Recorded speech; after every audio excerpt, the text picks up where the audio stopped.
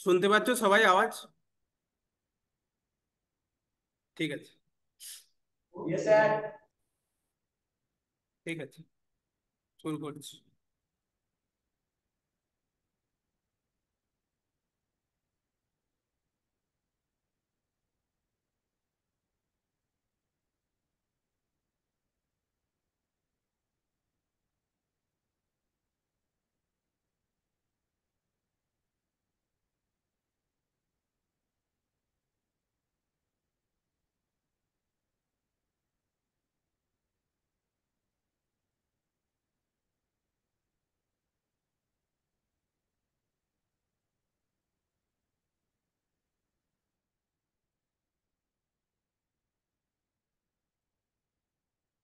তো আগের দিন আমরা কি পড়েছিলাম? রেচন সম্পর্কে আমরা জেনেছিলাম রেচন কি এবং কেন। কেন আমরা রেচন করব, রেচনের প্রয়োজনীয়তা কি, গাছেরা কিভাবে রেচন করে এবং প্রাণীরা কিভাবে রেচন করে, মানুষের রেচনের সঙ্গে গাছের রেচনের পার্থক্য কি। ঠিক আছে। তো রেচন কি আরেকবার দেখে নিই। আশা করি তোমাদের মনে আছে যে যে প্রক্রিয়ায় প্রাণী কোষে বিপাকের ফলে সৃষ্ট নাইট্রোজেন ঘটিত বর্জ্য পদার্থ দেহ থেকে দ্রুত এবং নিয়মিত নিষ্কাশিত হয় তাকে আমরা রেচন বলি। তো বর্জ্য পদার্থের সঙ্গে রেচন পদার্থের তফাৎ কি? সমস্ত বর্জ্য পদার্থ রেচন পদার্থ নয়, কিন্তু সমস্ত রেচন পদার্থই বর্জ্য পদার্থ। যে সমস্ত বর্জ্য পদার্থ নাইট্রোজেন ঘটিত, যেগুলোকে দেহ থেকে দ্রুত এবং নিয়মিত নিষ্কাশিত করা হয়, সেগুলোকে আমরা বলি রেচন পদার্থ, তাই তো? তো আমাদের মানুষের রেচনের জন্য মূল যে অঙ্গটা আমরা কি বলেছিলাম? কিডনি বা বৃক্ক। তো বৃক্কের এই যে গঠনটা, সেটা আমরা দেখে নিই আরেকবার। এই যে পুরো আমাদের রেচন তন্ত্র, যেটা রেচন তন্ত্রের মধ্যে মূল উপাদান হলো কিডনি বা দুটো বৃক্ক। দেখো দুদিকে দুটো সিমের বীজের মতো বৃক্ক আছে।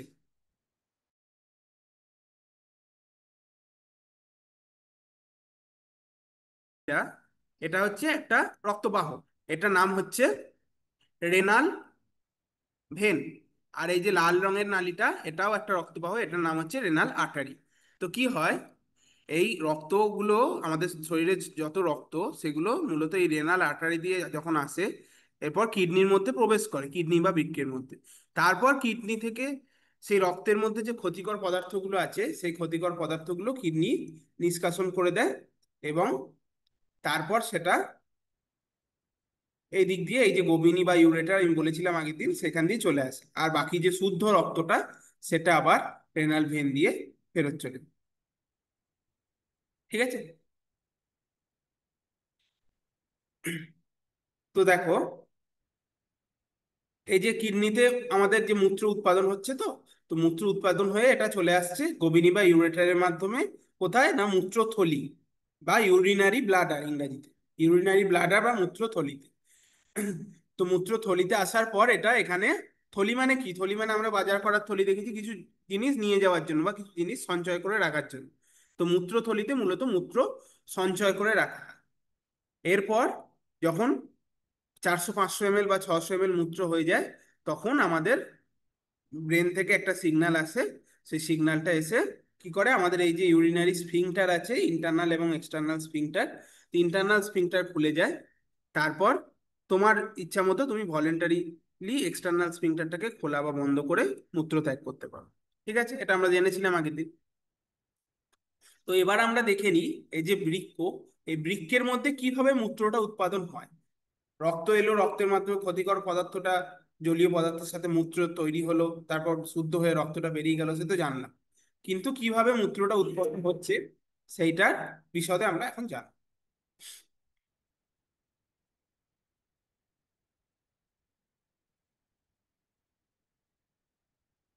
তো দেখো, আমরা আগের দিন কি দেখেছিলাম?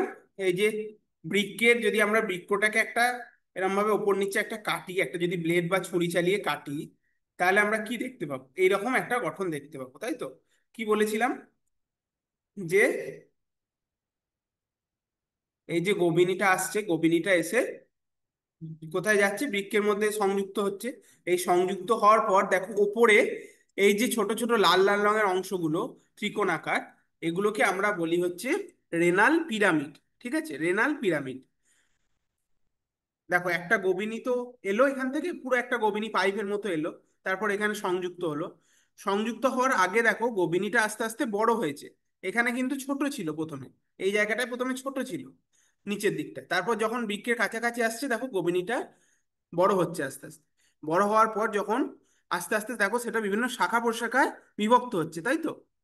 তো মূল যেই যে বড় শাখা প্রশাখাগুলো গোবিনীর, সেগুলোকে আমরা বলি মেজর ক্যালিক্স। মেজর ক্যালিক্স বলা হয় গোবিনীর এই যে বড় বড় শাখাগুলোকে আমরা বলি মেজর ক্যালিক্স। তারপর মেজর ক্যালিক্স গুলো আরো ক্ষুদ্র ক্ষুদ্র শাখা প্রশাখায় বিভক্ত হয়ে আমাদের এই রেনাল পিরামিডে সংযুক্ত হয়। এই যে ক্ষুদ্র ক্ষুদ্র শাখা প্রশাখা যেগুলো মেজর ক্যালিক্স থেকে উৎপন্ন হয় এবং রেনাল পিরামিডের মধ্যে যুক্ত হয়, সেগুলোকে আমরা বলি কি, মাইনর ক্যালিক্স। তাহলে বড় যে শাখা প্রশাখাগুলো গভীর সেগুলো হচ্ছে মেজর ক্যালিক্স, তারপর যেটা বিভক্ত হয়ে তৈরি হচ্ছে সেটা হচ্ছে মাইনর ক্যালিক্স, তারপর মাইনর ক্যালিক্স গুলো গিয়ে রেনাল পিরামিডে জন্ম। ঠিক আছে? তো রেনাল পিরামিড কোথায় থাকে যদি তোমাদের জিজ্ঞেস করা হয়, তোমরা কি বলবে? আমি আগের দিন পড়িয়েছিলাম যে কিডনির এই যে বাইরের স্তরটা এটাকে বলা হয় কর্টেক্স, আর ভেতরের স্তরটাকে বলা হয় মেডালা বা মেডুলা। ঠিক আছে? তো আমাদের এই যে রেনাল পিরামিড গুলো এগুলো মূলত মেডুলায় থাকে। বৃক্কের কাজ তো বলেইছিলাম। তো এবার দেখে নিই আমরা বৃক্কের এই যে গঠনটা সেটা সম্পর্কে একটু বিশদে জেনে। দেখো এই যে আমাদের গোবিনী বা ইউরেটার আসছে, এটা আসার পর ধরে নাও এই জায়গাটা থেকে কেটে দেওয়া হয়েছে, কি বৃক্কটাকে অর্ধেক করে কেটে দেওয়া হয়েছে, ওপর নিচ থেকে, ওপর থেকে নিচে একটা ছুরি চালানো হয়েছে। তার ফলে এই যে গঠনটা এটা উন্মুক্ত হয়েছে। ঠিক আছে? তো এই যে ইউরেটার, ইউরেটার এসে এই যে বড় যে শাখা প্রশাখাগুলো এগুলো হচ্ছে মেজর ক্যালিক্স। দেখো লেখাই আছে মেজর ক্যালিক্স। এই মেজর ক্যালিক্স গুলো আবার ফার্দার এর পরে আবার বিভাজিত হয়ে তৈরি হচ্ছে মাইনর ক্যালিক্স। এই দেখো লেখা আছে মাইনর ক্যালিক্স। তো মাইনর ক্যালিক্স গুলো পরে দেখো একটা, এই যে পিঙ্ক কালারের দেখানো আছে একটা আবরণ, এটার নাম হচ্ছে রেনাল প্যাপিলা। রেনাল প্যাপিলা বলা হয় এটা। ঠিক আছে? তো রেনাল প্যাপিলার পর দেখো এই যে একটা ঝোপের মতো যে জিনিসগুলো ত্রিকোণাকার, এগুলোকে আমরা বলি হচ্ছি রেনাল পিরামিড। যেটা কোথায় থাকে? এখনই বললাম বৃক্কের মেডালা অংশে বা মেডুলা অংশে থাকে। সেই জন্য রেনাল পিরামিডকে অনেক সময় মেডুলারি পিরামিডও বলা হয়। ঠিক আছে? রেনাল পিরামিডকে মেডুলারি পিরামিডও বলা হয়।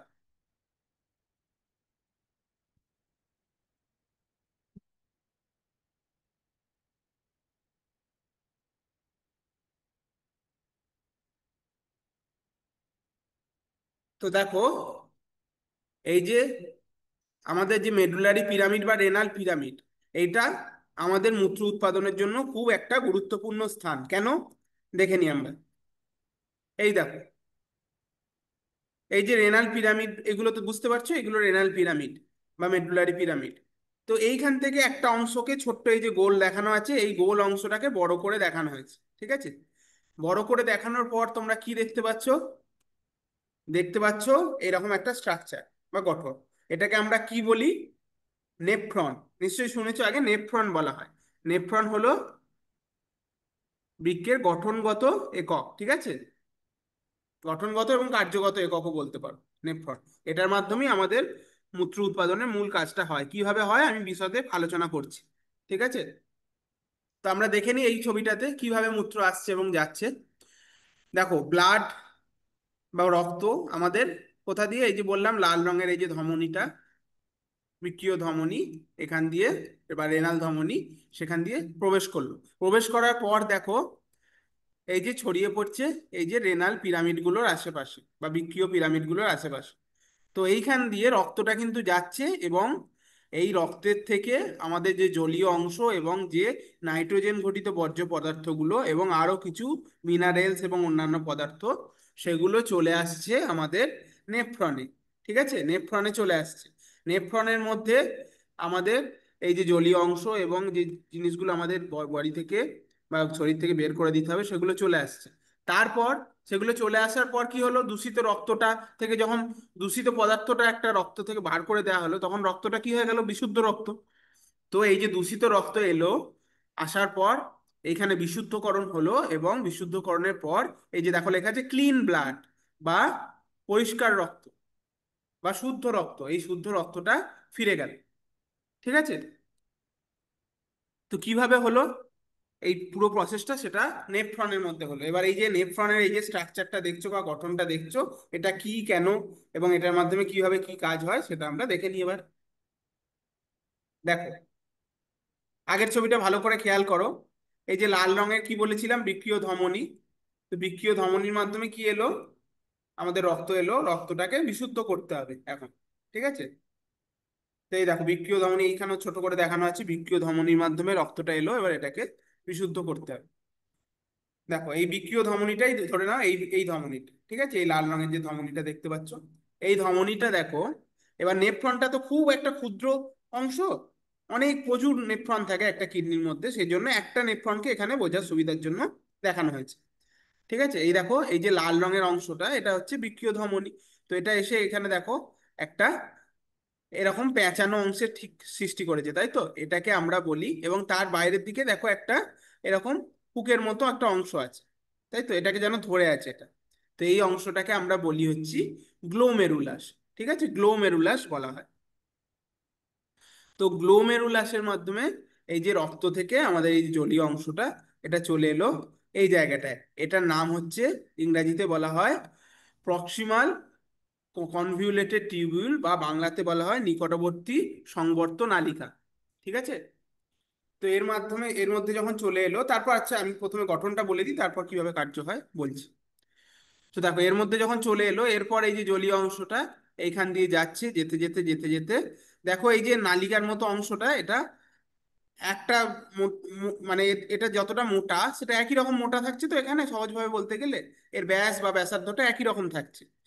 কিন্তু এইখানে দেখো হঠাৎ করে এই নালীটা সরু হয়ে এসছে, সরু হয়ে এসে এরকম একটা লুপের মতো তৈরি করেছে, লুপ। তো এই লুপটাকে বলা হয় লুপ অফ হেনলি বা লুপ অফ হেনলে। ঠিক আছে, এটাকে বলা হয় লুপ অফ হেনলে বা লুপ অফ হেনলি। তো এই যে লুপ অফ হেনলির পর দেখো আবার এই যে নালিকাটা এটা মোটা হয়ে গেছে আবার। তো এই যে নালিকাটা এটাকে বলা হয় দূরবর্তী সংবর্ত নালিকা। তাহলে এই যে প্রথম অংশটা ছিল এটার নাম ছিল নিকটবর্তী সংবর্ত নালিকা, আর এই যে পরের অংশটা সেটা হচ্ছে দূরবর্তী সংবর্ত নালিকা। এইভাবে মনে রাখবে যে গ্লোমেরুলাসের পরেই যেটা, গ্লোমেরুলাসের কাছে যেটা বা নিকটে যেটা, সেটাকে আমরা বলি নিকটবর্তী সংবর্ত নালিকা। আর যেটা গ্লোমেরুলাস থেকে দূরে সেটাকে বলা হয় দূরবর্তী সংবর্ত নালিকা। ঠিক আছে, এবার দূরবর্তী সংবর্ত নালিকা গিয়ে এই যে একটা বড় দেখো একটা মাছের মতো একটা জিনিস আঁকা আছে, এই যে টিউবিউল বা নালিকাটা, এটার নাম হচ্ছে কালেক্টিং টিউবিউল বা সংগ্রাহী নালিকা। তো এই কালেক্টিং টিউবিউলে গিয়ে এটা মিশে যাচ্ছে। ঠিক আছে, এবার লুপ অফ হেনলি যেটা আমি বললাম লুপের মতো অংশ, এটার আবার দুটো ভাগ আছে। দেখো এই যে অংশটা যেটা নিচের দিকে নামছে এটাকে বলা হয় ডিসেন্ডিং লিম্ব। ঠিক আছে, আর উপরের দিকে যেটা উঠছে এটাকে বলা হয় অ্যাসেন্ডিং লিম্ব। লুপ অফ হেনলির অ্যাসেন্ডিং লিম্ব এবং ডিসেন্ডিং লিম্ব।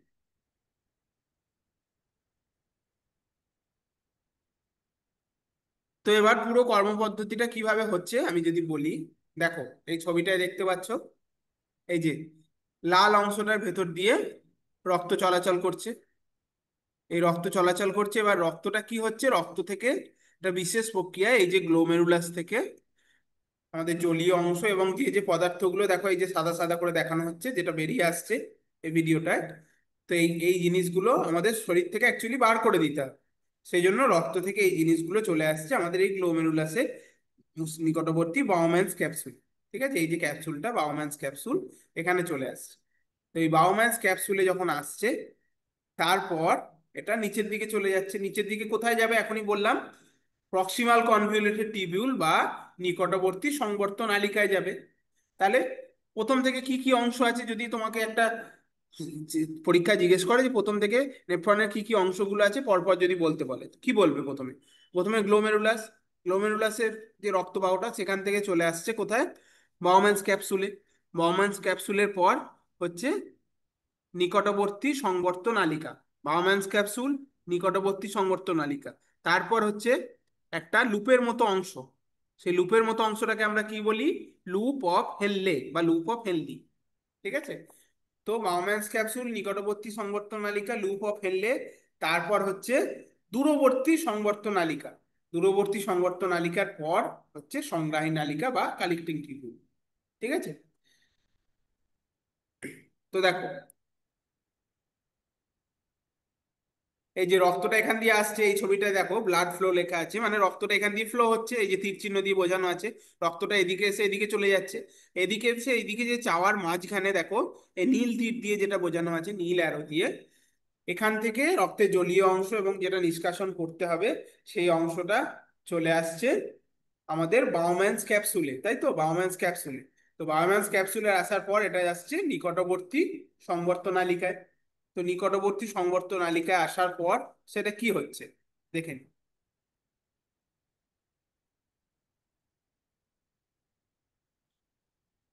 এই ছবিটার মাধ্যমে বুঝি, দেখো এখান দিয়ে রক্ত এলো, রক্ত আসার পর সেটা এসে গেল এই যে পেঁচানো এই যে জালির মতো অংশটা, যেটার নাম হচ্ছে কি নাম, গ্লোমেরুলাস। গ্লোমেরুলাসের পর এই যে বাউম্যানস ক্যাপসুল থেকে এবার কোথায় যাবে, নিকটবর্তী সংবর্ত নালিকা বা প্রক্সিমাল কনভিউলেটেড টিউবিউল। এখান দিয়ে যাওয়ার পর বুঝতেই পারছো যাবে লুপ অফ হেনলিতে। লুপ অফ হেনলিতে যাওয়ার পর যাবে দূরবর্তী সংবর্ত নালিকায়, তারপর সংগ্রাহী নালিকায়।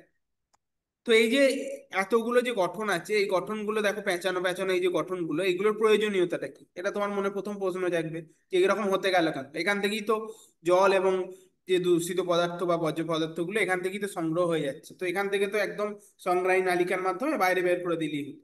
এই যে মাঝের এই যে পেঁচানো যে অংশগুলো, এগুলোর প্রয়োজনীয়তাটা কি যদি বলা হয়, দেখো এগুলোর প্রয়োজনীয়তা হলো রক্তের মাধ্যমে তো এই দেখো এই যে ছাঁকনির মতো অংশটা, এখান থেকে তো চলে এলো জলীয় পদার্থ এবং দূষিত পদার্থগুলো।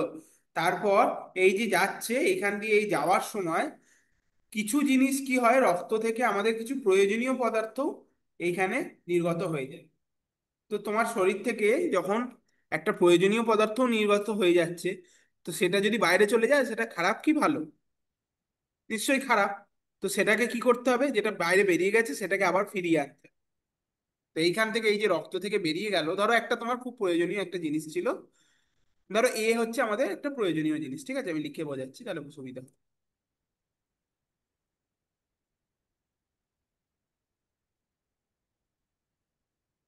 দেখো এই যে অংশটা এখানে ধরে নিলাম আমাদের এ হলো আমাদের শরীরের জন্য একটা প্রয়োজনীয় জিনিস, আর বি হলো হচ্ছে একটা অপ্রয়োজনীয় বা দূষিত পদার্থ, ঠিক আছে। তো আর ডব্লু হলো জল, ঠিক আছে। তো এই জায়গাটা থেকে এ ডব্লু বি তিনটেই একসাথে বেরিয়ে গেল, ঠিক আছে।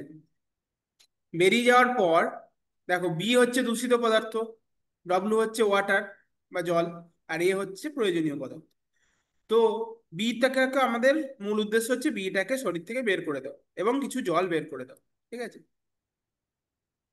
কিন্তু এটা তো শরীর থেকে বেরিয়ে গেলে হবে না, কারণ সেটা প্রয়োজনীয়, কিন্তু এখান থেকে বেরিয়ে গেছে, এবার কি করবে, এটাকে তার মানে এই এ অংশটাকে আবার ফিরিয়ে আনতে হবে। কোথায় ফিরিয়ে আনতে হবে, আমাদের মূল রক্তের প্রবাহের মধ্যে, তাই তো। কিভাবে ফিরে আসবে, দেখো এই দেখতে পাচ্ছ এই যে জালিকাটা, এটা এই যে দূরবর্তী এবং নিকটবর্তী সংবর্ত নালিকার সঙ্গে পেঁচিয়ে আছে, এই যে রক্তের যে জালিকাটা নীল এবং লাল দিয়ে বোঝানো আছে, সরি রক্তবাহ এবং মানে ভেন এবং আর্টারি যেগুলো আমাদের শিরা এবং ধমনী, সেগুলো দেখো এখানে পেঁচিয়ে আছে। তো এই পেঁচিয়ে আছে কেন, এই যে দূরবর্তী সংবর্ত নালিকা এবং নিকটবর্তী সংরক্ষণ নালিকা, এখান থেকে রিঅ্যাবজর্পশন বা পুনঃশোষণ হয়। কিসের রিঅ্যাবজর্পশন বা পুনঃশোষণ হয়, প্রয়োজনীয় পদার্থগুলো যেগুলো এখান থেকে বেরিয়ে গেছে কিন্তু সেগুলো শরীরে থাকা দরকার, সেইগুলো আবার এখান থেকে পুনঃশোষিত বা আবার রক্তের মধ্যে ফিরিয়ে নেওয়া হচ্ছে। এই পদার্থটাকে এই প্রক্রিয়াটাকে বলা হয় পুনঃশোষণ বা রিঅ্যাবজর্পশন, ঠিক আছে, মনে থাকবে।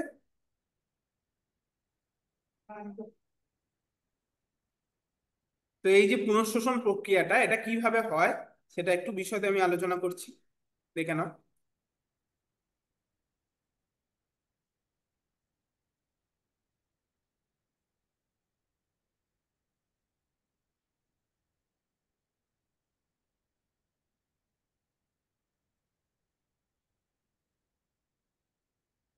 দেখো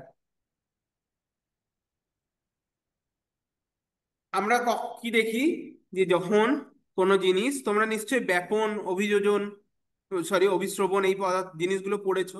ব্যাপন অভিস্রবণ যেটা ডিফিউশন, বা আমাদের শরীরের মধ্যে যে একটা পদার্থ যখন একটা পর্দা থেকে আরেকটা পর্দা ভেদ করে যায় কিভাবে যায়, একটা ধূপের ধোঁয়া, যখন তুমি যখন একটা ধূপ জ্বালাও শরীর একটা ঘরের মধ্যে, সেটা সারা ঘরে ছড়িয়ে পড়ে কি পদ্ধতির মাধ্যমে? ব্যাপক। সেরকমই আরেকটা পদ্ধতির নাম হচ্ছে অভিস্রবণ।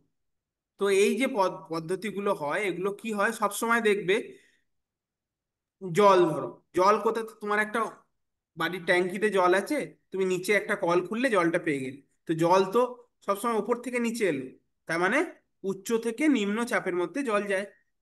ঠিক সেরম ভাবে এখানেও দেখো, এই যে সংখ্যাগুলো লেখা আছে না, 300 400, এগুলো হচ্ছে এখানে পার্সিয়াল প্রেসার, বা এটা তোমরা এখন বিশদে বুঝতে পারবে না, কিন্তু পার্সিয়াল প্রেসার বা চাপ বোঝানো হয়েছে এখানে। এই যে তরল পদার্থটা কি রকম চাপে আছে। তো সব সময় এই যে চাপ, এই চাপ, যে কোনো পদার্থ উচ্চ চাপ থেকে নিম্ন চাপের দিকে যেতে চেষ্টা করে, কি আর বেশি চাপে থাকতে ইচ্ছা করে কার? সবাই সবসময় কম চাপ করতে চায়। তুমিও চেষ্টা করো যে তোমার পড়াশোনায় চাপ কত কম থাকবে, তাই তো? তো উচ্চ চাপ থেকে নিম্ন চাপে যাওয়ার জন্য দেখো আমাদের শরীরে কিছু কিছু জিনিস থাকে, যেমন আমরা নুনের মাধ্যমে কি খাই? সোডিয়াম খাই। আমাদের সাধারণ লবণের ফর্মুলা কি? NaCl, তাই তো? তো Na মানে হচ্ছে সোডিয়াম, Cl মানে হচ্ছে ক্লোরিন। তো এগুলো হচ্ছে আমাদের শরীরের জন্য খুব প্রয়োজনীয় উপাদান। সেরকমই আরেকটা প্রয়োজনীয় উপাদান যেটা আমাদের হাড়ে থাকে বা অন্যান্য অনেক জিনিসে আমাদের সাহায্য করে, সেটা হচ্ছে ক্যালসিয়াম। এরকম অনেক মৌল বা নিউট্রিয়েন্টস আছে যেটা আমাদের শরীরের জন্য খুব প্রয়োজনীয়। কিন্তু এটা গ্লোমেরুলাস থেকে এবার বেরিয়ে গেছে বায়োম্যাস ক্যাপসুলে। এবার তুমি কি করবে? সেটাকে আবার ফিরিয়ে আনবে কোন পদ্ধতির মাধ্যমে? পুনঃশোষণ বা রিঅ্যাবজর্পশন, তাই তো? তো রিঅ্যাবজর্পশন কিভাবে হবে? উচ্চ থেকে নিম্ন চাপে চলে যাবে। ঠিক আছে, এই যে আশেপাশের এই যে জায়গা, ফাঁকা জায়গাগুলো, এখানে তো সোডিয়াম বা ক্লোরিন বা ক্যালসিয়াম এখন নেই। তো তোমার কোথায় আছে? এই নালিকার ভেতরে আছে, নিকটবর্তী এবং দূরবর্তী সংবর্ধন নালিকা এবং লুপ অফ হেনরির মধ্যে আছে। তো এখান থেকে এইটা জিনিসটা যেখানে বেশি আছে সেখান থেকে কমের দিকে যাবে এবং এইভাবে পুনঃশোষণ হয়ে যায়। ঠিক আছে, তার ফলে এটার উপকারিতা কি? আমাদের শরীর থেকে যদি সমস্ত সোডিয়াম এবং ক্লোরিন বেরিয়ে যেত, তাহলে আমরা অজ্ঞান হয়ে যেতাম বা আমরা মরেই যেতাম হয়তো। আমাদের শরীরে যে মৌলের ভারসাম্যটা সেটা বজায় থাকতো না, সহজভাবে বললে। ঠিক আছে, তো সেই যে পুনঃশোষণের মাধ্যমে আমাদের শরীরের প্রয়োজনীয় উপাদানগুলোকে আবার ফিরিয়ে নেওয়া হচ্ছে। ঠিক আছে, এই পদ্ধতিটাকে বলা হয়, কি বলা হয় বললাম? রিঅ্যাবজর্পশন বা পুনঃশোষণ। তো পুনঃশোষণ বিভিন্ন জায়গায় বিভিন্ন রকম হয়, অত বিশদে আমি যাচ্ছি না। যে দূরবর্তী সংবর্ধন নালিকায় কিছু জিনিসের পুনঃশোষণ হয়, নিকটবর্তী সংবর্ধন নালিকায় কিছু জিনিসের বেশি পুনঃশোষণ হয়। ঠিক আছে, লুপ অফ হেনরিতে প্রায় হয় না, কিন্তু তাও হয়, কিছুটা হয়। জলও কিছুটা জিনিস পুনঃশোষিত হয় এই জায়গাটা থেকে। ঠিক আছে, এই হলো কিভাবে মূত্র উৎপাদন হয়। এই যে দেখছো, তারপর এই যে পুনঃশোষণ হয়ে যাওয়ার পর একদম যে জল এবং আমাদের শরীরের যে রেচন পদার্থগুলো, সেগুলো কোথায় যাচ্ছে? আমাদের কালেক্টিং ডাক্ট বা সংগ্রাহী নালিকায়। সংগ্রাহী নালিকা থেকে মূলত জলকে আবার পুনঃশোষণ করে নেওয়া হয়। ঠিক আছে, তুমি আমরা যতটা মূত্র ত্যাগ করি সেখান থেকে তার থেকে অনেক বেশি পরিমাণ মূত্র অ্যাকচুয়ালি উৎপন্ন হয় এখানে, কিন্তু এই যে জলীয় অংশটা সেটা এখানে আবার পুনঃশোষিত হয়ে যায়। যার ফলে আমাদের শরীরে জলের ভারসাম্য বজায় থাকে, অত্যধিক জল বের করে আমরা ডিহাইড্রেট হয়ে যাই না, এবং মূত্রটা এখানে মূলত গাঢ় বা কনসেন্ট্রেটেড হয়। ঠিক আছে, এই কালেক্টিং ডাক্ট বা সংগ্রাহী নালিকা। ঠিক আছে, তো এখানে কিন্তু দেখতে পাচ্ছ আর কোনো মৌল এখান থেকে অ্যাবজর্পশন হচ্ছে না, শুধুমাত্র জলই হচ্ছে। ঠিক আছে, তো এই যে কালেক্টিং ডাক, তো এই কালেক্টিং ডাকটা গিয়ে কোথায় পড়বে? কালেক্টিং ডাক এরকম অনেক কোটি কোটি কালেক্টিং ডাক, লক্ষ লক্ষ কোটি কোটি এসে জড়ো হবে কোথায়? এই যে দেখছো এই রেনাল পিরামিডের পর, এই যে এখানে এই যে কালেক্টিং ডাকটা তো মূত্রটা উৎপন্ন হচ্ছে, সেটা এবার চলে যাবে কোথায়? না মাইনর ক্যালিক্সি। মাইনর ক্যালিক্স কি বললাম?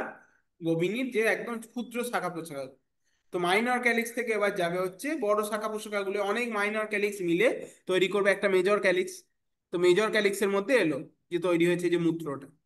তো মেজর ক্যালিক্স থেকে এবার অনেক মেজর ক্যালিক্স থেকে এরা মূত্র এলো কোথায়? না এই যে গোবিনীর এই যে চওড়া অংশটায়। ঠিক আছে, যেটাকে আমরা বলি হচ্ছে পেলভিস। পেলভিস এই যে অংশটা, এখানে চলে এলো মূত্র। এবার সেটা চলে যাবে গোবিনী বা ইউরেটারের মাধ্যমে কোথায়? কোথায় যাবে?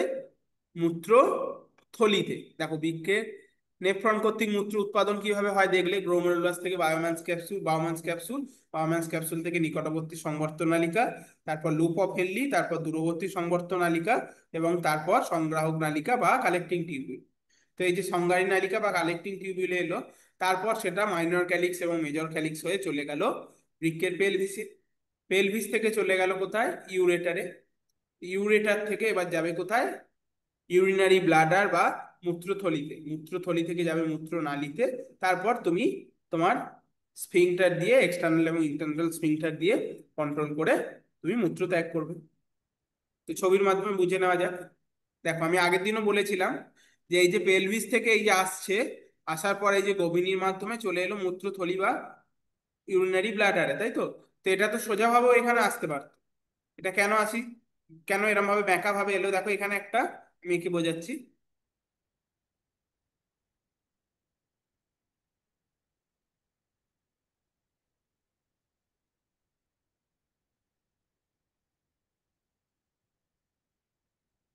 দেখো এটা হচ্ছে আমাদের মূত্রথলি ধরে নিলাম, ঠিক আছে। মূত্রথলির মধ্যে এলো হচ্ছে আমাদের, আমি একদিকেই দেখাচ্ছি, আচ্ছা দুদিকে এঁকে দিচ্ছি। একটা হচ্ছে গোবিনী বা ইউরেটার এলো। ইউরেটারটা আসার পর এইখানে দেখো একটা 90 ডিগ্রি থেকে বেশি কোণের সৃষ্টি হয়েছে, তাই তো। 90 ডিগ্রি হলে কিরকম হতো, এরকম সোজা হতো, কিন্তু এখানে একটা বেশি কোণের সৃষ্টি হয়েছে, ঠিক আছে, গ্রেটার দেন 90 ডিগ্রি। তো এই যে 90 ডিগ্রি থেকে বেশি কোণটা সৃষ্টি হলো, এরকম সোজা ভাবে পড়লো না কেন, বলেছিলাম আগের দিনের ক্লাসে। আরো কি মনে আছে, আমি বলে দিচ্ছি আবার।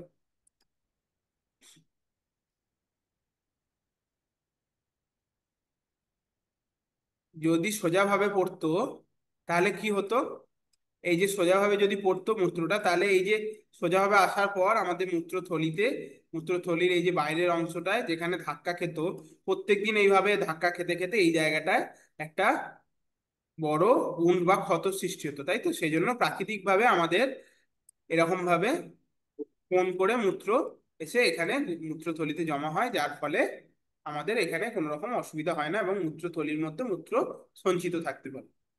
ঠিক আছে, বুঝেছো সবাই।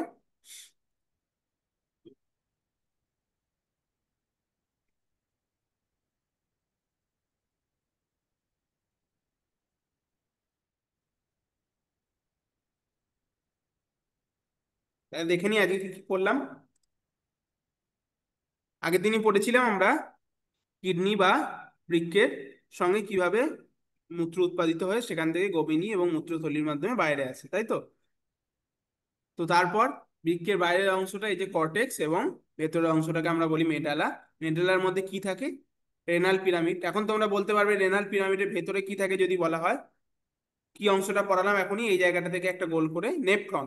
নেফ্রন হলো বৃক্কের গঠনগত এবং কার্যগত একক, যার মধ্যে মূত্র উৎপাদনের মূল কার্যটা সম্পন্ন হয়। তো এই যে রেনাল পিরামিডে নেফ্রনের মধ্যে মূত্র উৎপাদন হলো, নেফ্রনের আবার আমরা মূলত চারটে অংশ পড়লাম। যে গ্লোমেরুলাস থেকে এলো বাউম্যান্স ক্যাপসুলে, বাউম্যান্স ক্যাপসুল থেকে নিকটবর্তী সংবর্ত নালিকায়, তারপর লুপ অফ হেনলিতে, লুপ অফ হেনলি থেকে এলো হচ্ছে দূরবর্তী সংবর্ত নালিকায়, তারপর সংগ্রাহী নালিকা। সংগ্রাহী নালিকা থেকে মূত্র কোথায় আসবে, সংগ্রাহী নালিকা থেকে আসবে মাইনর ক্যালিক্সে। ঠিক আছে, পরের ছবিটায় দেখাই। সংগ্রাহী নালিকা থেকে আসবে হচ্ছে এই যে এইখানে ধরুন, সংগ্রাহী নালিকা থেকে এলো হচ্ছে আমাদের মাইনর ক্যালিক্স। মাইনর ক্যালিক্স গুলো আবার জড়ো হয়ে কি তৈরি করলো, একটা মেজর ক্যালিক্স। তো এরকম অনেক মেজর ক্যালিক্স আবার জড়ো হয়ে তৈরি করলো বৃক্কের পেলভিস। এই পেলভিস থেকে মূত্রটা অনেক অল্প অল্প করে, অল্প অল্প করে এখান থেকে মূত্র উৎপাদন হওয়ার পর এক জায়গায় যখন অনেক মূত্র উৎপাদন হলো, তারপর সেটা চলে এলো হচ্ছে গোবিনীর মাধ্যমে আমাদের মূত্রাশয়।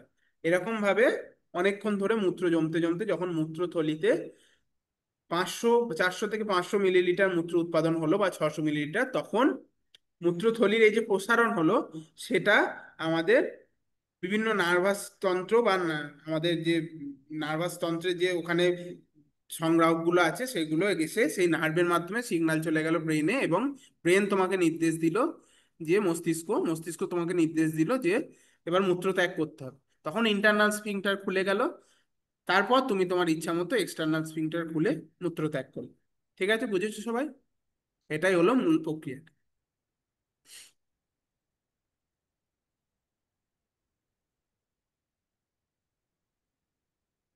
আজকের ক্লাস এতটাই।